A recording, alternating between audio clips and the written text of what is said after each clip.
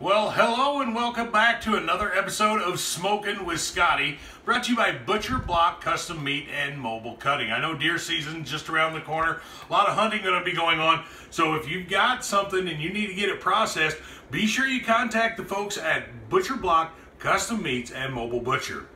Today, we're going to be smoking up a tri-tip for you that we got from Butcher Block Custom Meat. Tri-tip, I would also, seriously, I would suggest if you're just starting out smoking, tri-tip's a great way to go. It's very forgiving.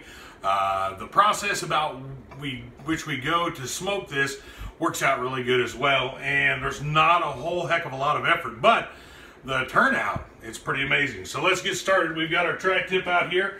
First thing, salt. I'll tell you, I don't make my rubs with salt. I like to be able to control the salt that goes into on my meat, I should say. So I always apply it separately. So I'm just going to give it a nice good coating, and I always use kosher salt when I do this. It just works best for the rub situation. So helps to get penetration into the meat, and that's exactly what you want when we're dealing with some of that. So we got that, and I've got my rub here. It's got a little bit of smoked paprika in it. It's got some fresh thyme, some marjoram, a little bit of garlic salt. That's about it. Don't have to be really too fancy with your rubs. I like them a little herbal, so that's why I throw the marjoram and the thyme in there. So we're just going to make sure that we get a really nice coat with our rub. And then we're going to flip this over and do the exact same thing on the other side. And then we're going to be heading out to the smoker with it. So you can see I got a lot of herbs in there. I just want to make sure we get a really good coating on, so we get some of that really good spice flavor into our meat. So we'll go ahead, flip that over, and go back with the salt. Make sure we get a good coating. One of the things too, this is kind of a chef thing, when you're putting on your stuff, if you go from high above your meat when you're sprinkling your seasoning on, you actually get a more even coating and covering. So that's why you see chefs sprinkling all that stuff from up on high, is so that they get a nice even coat there. We'll go back on with the rub. And then once we get this set, we'll be heading out to the smoker. Tri-tip is so good, it comes out really tender. One of the things too is you want to pay super attention to the grain of your tri-tip, so when you go to cut it, you cut it against the grain. This is very, very important with tri-tip. I can't stress that enough. So there we go.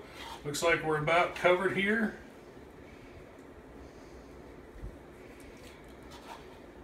Make sure you get everything covered.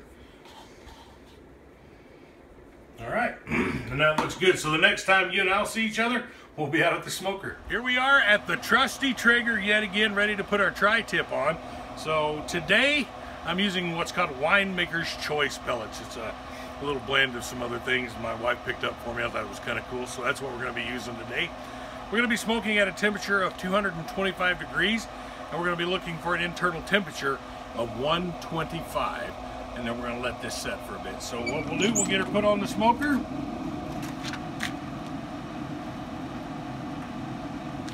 All right. Then the probe goes into the fattiest part of the meat. And we're good to go. We'll see you in the kitchen next time. Well, here we are. We have got our tri-tip off the smoker, and we are ready to cut into this. So what I've done, I brought this in, left it on a cookie sheet, put some aluminum foil over the top of that, and then over the top of that, I put a towel just to hold in a little bit of the heat.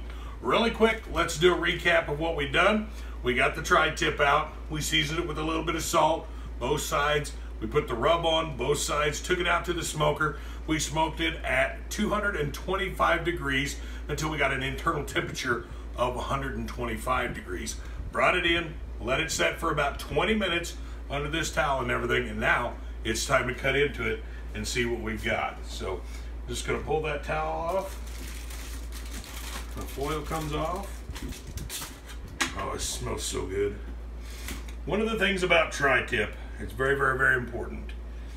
You can see the grain that runs here in this tri-tip.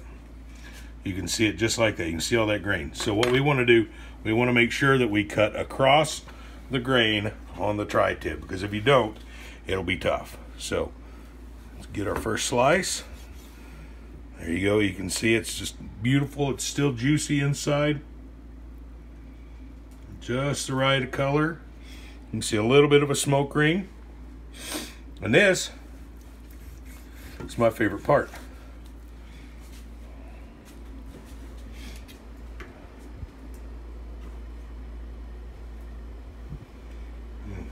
It's super tender. Still juicy. You can really taste the rub. You can taste that salt has penetrated a little bit. And then you just get a really good beef flavor. And that's what's really good about getting a good cut of meat, is you get to taste the meat, which I really enjoy. And if you've got deer going on, elk, moose, whatever, doing some hunting, think about Butcher Block Custom Meats and Mobile Butcher. They do an amazing job. They cut the meat just the way you want it. They get it back to you in a timely manner. And you know you're going to get a good quality cut and processing on your game. So think about that. Maybe you got 4-H animals, FFA animals, you need to get those taken care of as well. Same thing. Butcher Block Custom Meat and Mobile Butcher in Gooding. Just wanted to say thank you so much for joining us for another episode of Smokin' with Scotty. Next time, we'll be doing brisket. Have a great day.